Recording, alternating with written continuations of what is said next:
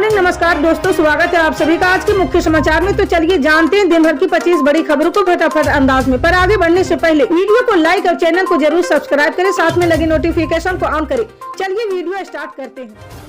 जी हाँ, आपको बता दें कि प्रधानमंत्री नरेंद्र मोदी अमेरिका की 3 दिन की यात्रा पर रवाना हो चुके, जहां वो राष्ट्रपति जो बाइडेन के साथ मुलाकात करेंगे।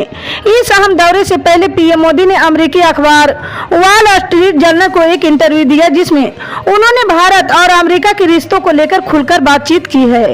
इस इंटरव्यू में पीएम मोदी ने कहा कि वे भारत के पहले ऐसे प्रधानमंत्री जो आजाद भारत में पैदा हुए हैं। इसके अलावा प्रधानमंत्री मोदी ने वैश्विक राजनीतिक में भारत के योगदान और चीन की आक्रामकता पर भी बात की है।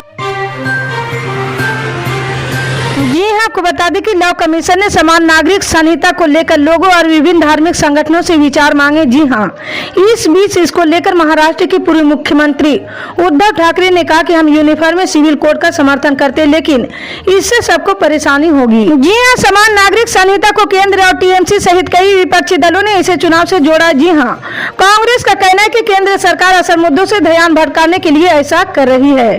कांग्रेस महासचिव जयराम रमेश ने कहा कि मोदी सरकार ध्रुवीकरण के अपने एजेंडे को वैधानिक रूप देना चाहती है। जी हाँ, आपको बता दें कि भोजपुर में पड़ रही भीषण गर्मी और हीट वेव लोगों के लिए जानलेवा साबित हो रही। जी हाँ, जिले में लू लगने से पिछले 5 दिनों में लगभग 50 लोगों की मौत की खबर आई है।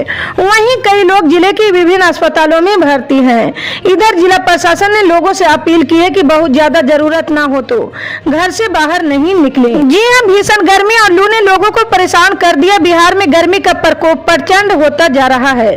गर्मी के साथ ही बढ़ते हीट वेव ने मुश्किलें और बढ़ा दी। जी हाँ, बिहार के कई हिस्सों में तापमान 42 डिग्री पार कर चुका है। इस गर्मी से कई लोग दम भी तोड़ रहे। जी हाँ, इस साल गर्मी पिछले सभी रिकॉर्ड तोड़ रहे। बच्चे से लेकर बुजुर्ग तक हीट वेव की चपेट में आ रहे हैं। जी हाँ, आपको बता दें कि विपक्षी दलों की 23 जून को पटना में होने वाली महाबैठक में देश के तमाम भाजपा विरोधी नेता शामिल होंगे। पश्चिम बंगाल की मुख्यमंत्री ममता बनर्जी इस महाबैठक में एक दिन पहले ही पटना पहुंच रही है। पश्चिम बंगाल की मुख्यमंत्री ममता बनर्जी 22 जून को पटना पहुंचेगी। जी हाँ, कहा जा रहा है कि ममता बनर्जी भीतर खाने में बड़ी रणनीति बना रही है।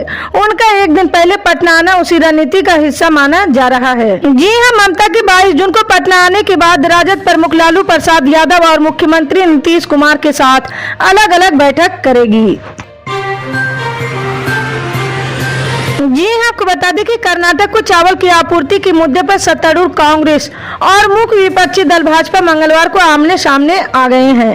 दोनों दल एक दूसरे पर निशाना साध रहे और राज्य के विभिन्न हिस्सों में प्रदर्शन कर रहे हैं। जी हाँ, कांग्रेस ने चावल की आपूर्ति की विषय को लेकर केंद्र सरकार के खिलाफ सभी जिला मुख्यालयों पर धरना दिया है और आरोप लगाया कि कर्नाटक सरकार को अन्य भाग योजना के लिए चावल उपलब्ध कराने से इनकार किया जा रहा है। जी हाँ, दूसरी तरफ पूर्व मुख्यमंत्री बसवराज बोम्मई समेत कई भाजपा नेताओं को विरोध प्रदर्शन के दौरान हिरासत में लिया गया है।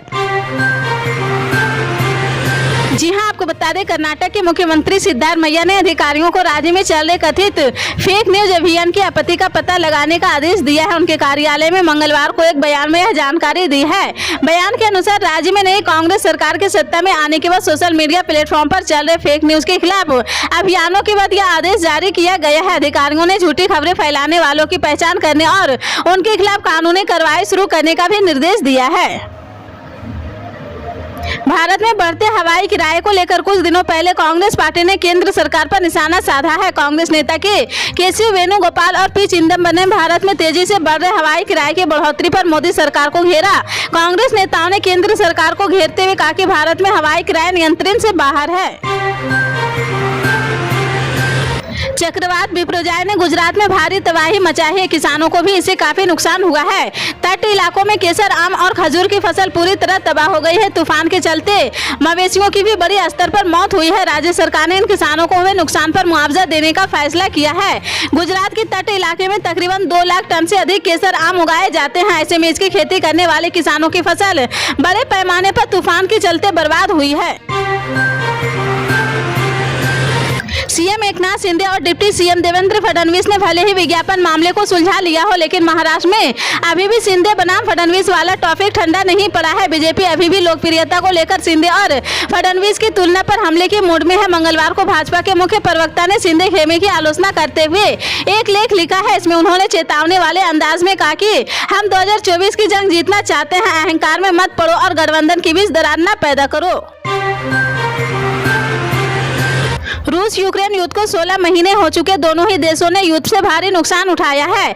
बावजूद कोई भी देश युद्ध से अपने कदम पीछे हटाने को तैयार नहीं है। लिहाजा रोजाना युद्ध के मैदान में बम और मिसाइलों की बारिश हो रही है। यूक्रेन पर हमला करने के लिए रूस ने ड्रोन, बमों और मिसाइलों का बाखूबी इस्तेमाल किया है। इसमें यूक्रेन की राजधानी कीव थर्रा उठी है, मगर रूस को मंगलवार को उस वक्त करारा झटका लगा है जब बहादुर यूक्रेनी सैनिकों ने हमले के रूप में 35 से 32 ड्रोन को मार गिराया है।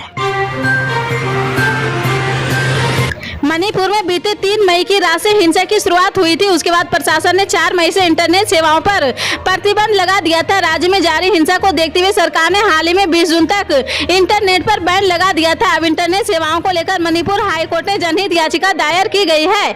इस याचिका पर सुनवाई करते हुए कोर्ट ने कुछ जगहों पर सीमित इंटरनेट सेवाएं देने का अंतरिम आदेश दिया है। सीएम अरविंद केजरीवाल ने दिल्ली में लगातार बिगड़ती कानून व्यवस्था को लेकर एलजी वीके सक्सेना को पत्र लिखा है। इस पत्र में मुख्यमंत्री ने दिल्ली में आपराधिक घटनाओं में आए अप्रत्याशित विरोधों पर गंभीर चिंता जताई है। सीएम अरविंद केजरीवाल ने पत्र के माध्यम से एलजी को बताया कि दिल्ली में पहली बार इतने बड़े स्तर पर अपराध बढ़े हैं। बीते रविवार को दिल्ली के अंदर 4 हत्या की घटनाएं हुई है। बढ़ती आपराधिक घटनाओं के चलते दिल्ली के लोगों में दहशत का माहौल है और हर वक्त व्यक्ति खुद को असुरक्षित महसूस कर रहा है। उन्होंने एलजी और केंद्रीय गृह मंत्री अमित शाह से दिल्ली की कानून व्यवस्था सुधारने करने के लिए ठोस कदम उठाने की मांग की है। राजधानी जयपुर में ईद उल अजहा का चांद नजर आ गया है। इस्लामिक महीने जिल हज के लिए आज शाम लोग छतों पर चांद देखने के लिए इंतजार कर रहे थे। हालांकि विपर्याय की वजह से मौसम में काफी कठिनाई का सामना करना पड़ा।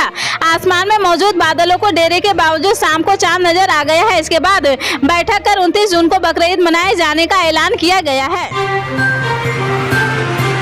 ओडिशा के बालासोर जिले में हुई ट्रेन दुर्घटना की जांच जारी है। इस हादसे के मृतकों का आंकड़ा भी बढ़ता जा रहा है। इस दुर्घटना में जान गंवाने वालों की संख्या बढ़कर 292 हो गई। साथ ही हादसे में घायल हुए सैकड़ों लोगों का इलाज चल रहा है। इसी बीच मामले की जांच में शामिल रेलवे ने कर्मचारियों के फरार होने की खबरों पर रेलवे ने बयान दिया है। देश भर के कई इलाकों में भीषण गर्मी के चलते लोगों को परेशानियों का सामना करना पड़ रहा है। लू की चपेट में आने से कई लोगों की मौत की खबरें सामने आई है और कई अस्पतालों में भर्ती है। इसी बीच दिल्ली में केंद्रीय स्वास्थ्य मंत्री डॉक्टर मनसुख मंडाविया ने इसे लेकर एक बैठक बुलाई है। इस उच्च स्तरीय बैठक में सार्वजनिक स्वास्थ्य तैयारियों की समीक्षा की गई है। स्वास्थ्य मंत्री मनसुख मंडाविया की बुलाई गई इस बैठक में तमाम बड़े अधिकारी मौजूद रहे थे।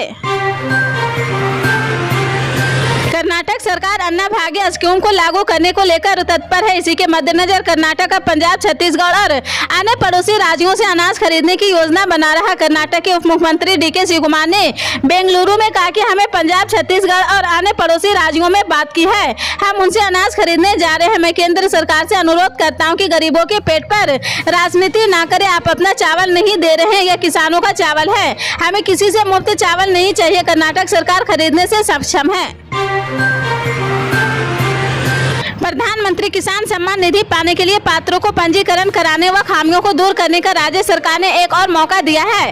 पात्रों की खामियों को दूर करने के लिए राज्य सरकार ने शिविर की तय समय सीमा बढ़ा दी है। शिविर को अब 23 जून से बढ़ाकर 24 जून से आगे भी जारी रखने में फैसला किया गया है। पीएम किसान लाभार्थी स्पष्टीकरण शिविर कैंप उत्तर प्रदेश के सभी विकास खंडों के राजकीय बीज भंडार पर लगाए जाएंगे। उत्तर प्रदेश में पुलिस प्रशासन माफिया व अपराधियों पर नकेल कसने से कोई कोर कसर नहीं छोड़ रहा है। इसी क्रम में गोरखपुर में प्रदेश के 61वें जिले के टॉप 10 माफिया की सूची कुमार राजेश यादव के अवैध निर्माण पर बुलडोजर की कार्रवाई चल रही है। पुलिस प्रशासन के साथ ही डीजीए व नगर निगम की मौजूदगी में माफिया की 4.5 करोड़ के पुश्तैनी मकान पर यह कार्रवाई की जा रही है। जेल में बंद माफिया ने गुलरही क्षेत्र में अवैध तरीके से निर्माण कराया है। गुलरिहा क्षेत्र के झुंगिया निवासी माफिया राकेश यादव पर गोरखपुर के अलावा संत कबीर नगर, महाराजगंज व आजमगढ़ जिले में हत्या के प्रयास, जबरिया वसूली, धमकी देने, गैंगस्टर, गुंडा व अमर एक्ट के 52 मुकदमे दर्ज हैं।